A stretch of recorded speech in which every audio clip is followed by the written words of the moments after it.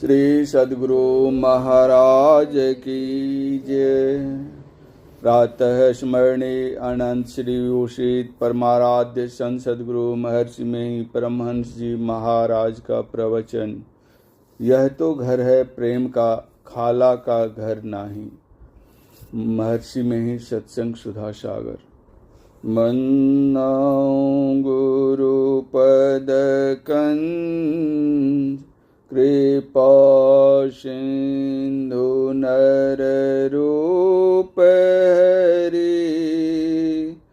महामोह तम पुंज, जासु वचन रवि करनिक। धर्मानुरागिणी प्यारी जनता, जब किसी प्रकार का दुख नहीं ज्ञात होता है तब लोग अपना कल्याण मानते हैं, परंतु यह संसार ऐसा है कि ऐसा हो ही नहीं सकता। सांसारिक पदार्थों को भोगते हुए, उसमें रहते हुए क्लेश नहीं हो, क्लेश से छूटे हों, हो नहीं सकता। इसको संतों ने समझा और कहा कि इसमें कल्याण नहीं, कल्याण परमात्मा में खोजो, परमात्मा प्राप्ति का उपाय खोजो। जब तक प्रभु को न पालो तब तक जिस तरह हो परमात्मा प्राप्ति का उपाय करो। इसके लिए संतों ने प्रेम करने के लिए कहा।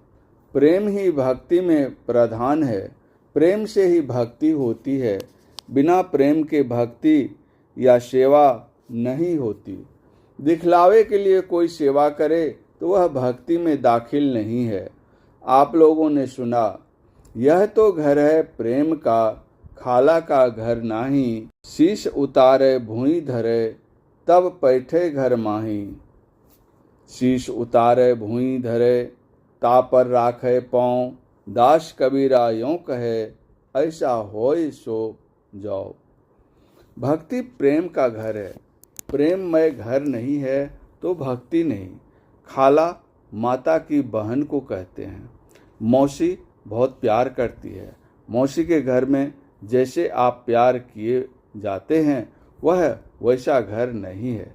इसमें आप ही को प्यार करना होगा। किसी भी संत की वाणी में पढ़िए तो ईश्वर की भक्ति करने कहते हैं और प्रेम करने कहते हैं। सिर उतारकर भूमि पर रखने कहा, फिर ऐसा भी कहा कि कटे सिर पर फिर पैर रख दो, तब इस घर में बैठोगे। इतना ऊंचा वह घर है। सिर का अर्थ है बड़प्पन, मर्यादा, अहंकार, बुद्धि। इसको उतारो, गोया इस पर पैर रख दो। अहंकारी मत बनो। अहंकारी से प्रेम नहीं किया जाता। कोई किसी का प्रेमी नहीं हो सकता जो उसके यहाँ जाकर अहंकारी बने। मित्र बनने के लिए अहंकार को छोड़ना होता है। दो लोहों को जोड़ना होता है तो आग में तपाकर लोहे को खूब पीटते हैं, तब ऐसा जुड़ जाता है कि संधि नहीं दिखलाई पड़ती। ऐसा हो तब दोनों में मैत्री होगी, किंतु कच्चा लोहा हो तो उसको पीटने से पसरता नहीं, ठीक से जुटता नहीं। दो आदमी आपस में मैत्री करने के लिए कड़ाई छोड़ देते हैं, एक छोड़े दूसरा नहीं छोड़े तब भी नहीं होगा।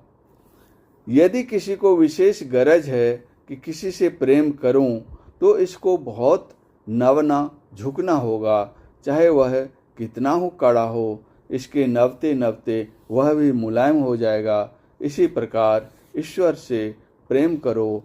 ईश्वर को पहले कोई प्रत्यक्ष देखता नहीं, विचार में होता है।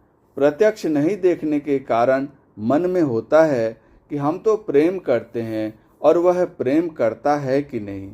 तो वैसे ही बनना होगा जैसे कोई बड़ा कड़ा हो, उससे प्रेम करना हो तो एक को बहुत नवना होता है, उसी तरह नवना होगा।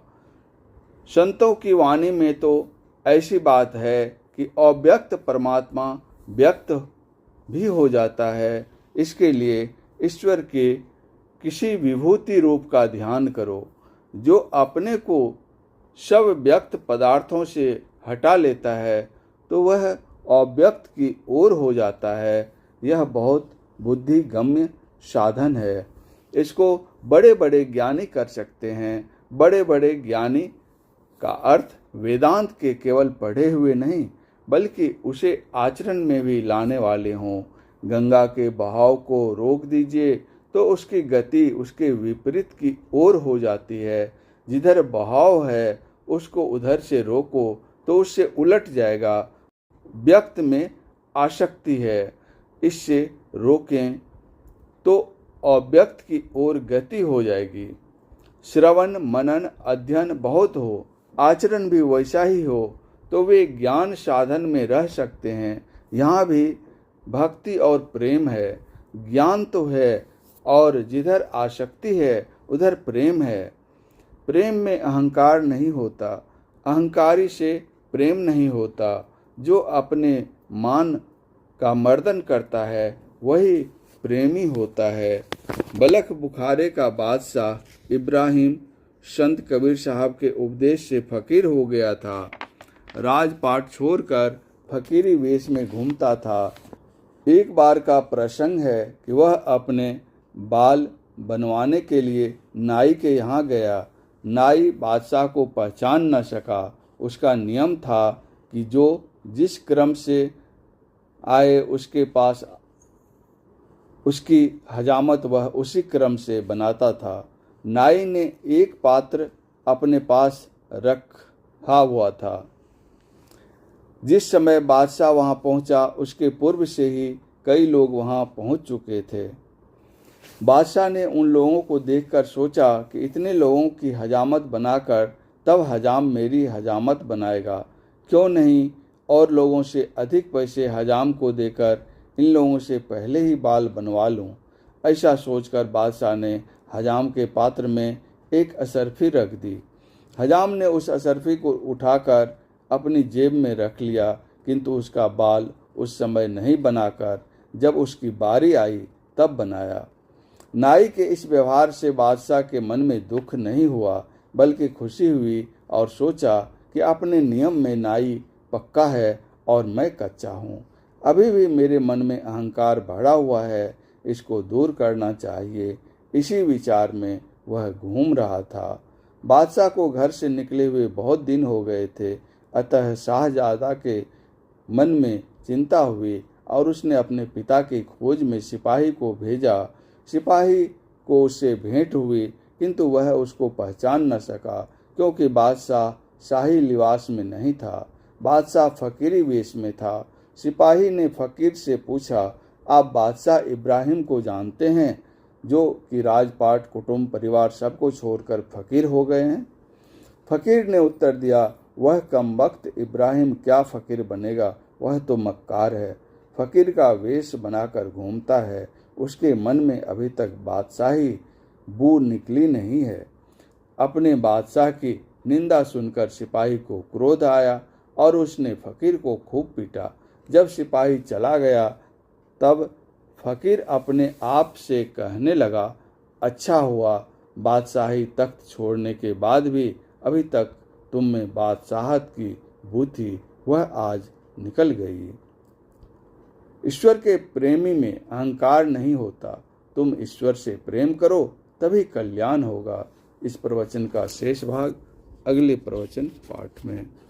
परम पूज्य गुरुदेव का यह प्रवचन श्री संत मत सत्संग मंदिर मनिहारी कटिहार में दिनांक 17/7/1954 ईस्वी को अपराह्नकालीन सत्संग में हुआ था। श्री सद्गुरु महाराज की जय।